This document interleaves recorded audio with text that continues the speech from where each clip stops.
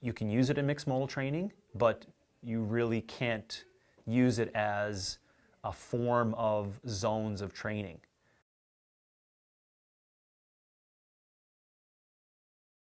When it's outside of just a cyclical endeavor, that means that when we don't just go for a run for 30 minutes and look and see what our heart rate is responding to that, there's multiple different things that are happening because of the variances in contractions that change up that heart rate. Now, so I'll give you an example.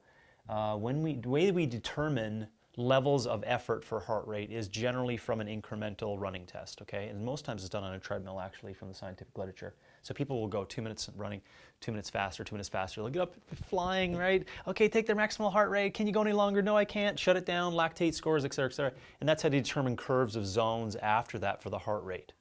So you can imagine if you wanted to do 12 minutes of mixed modal work, kettlebell swing, burpee, and rowing, how are you using a specific heart rate to dictate your percentage of effort for that? The only way you'd be able to do it is to take burpees and rowing and kettlebell swing and to do each of them as a 2-minute incremental effort to a maximum to determine the zones of performance of that heart rate underneath those.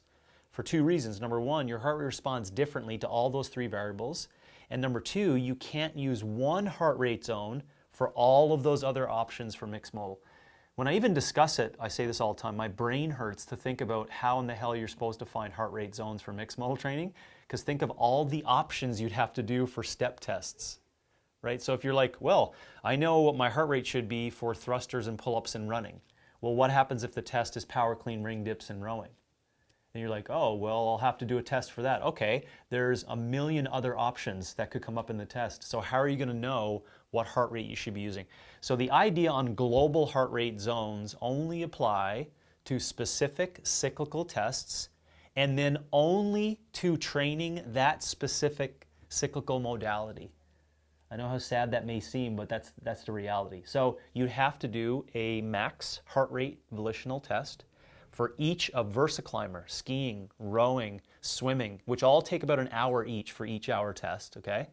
And running and treadmill running, etc. You find the max for all of those, and then when you're on each of those training implements, you use percentages of that max in that heart rate training zone. And so if you decide to do then like 15 minutes of mixed modal work, I'm still going to suggest you use the heart rate monitor because I did that for maybe 4 years straight back in 2004 till 2008 and discovered all the madness inside of trying to find what heart rate meant as training changed, as modality changed, close to competition, fuel substrate changes, lactate training on top of it, differences in male and female, differences in body weight, differences in cooling, elevation. It's honestly chaotic to try to find a number for it. So final points on it, you can use it in mixed modal training, but you really can't use it as a form of zones of training. You can only use it as like, oh, that's interesting. So when you do kipping handstand push-ups and then you do toes to bar and then you run around the building, you'll see quickly that your heart rate responds differently in percentages in all 3 of them. And it's going to be very tough for you to find a zone in which you don't freak out and think you're in the red zone or an orange zone or whatever it's called.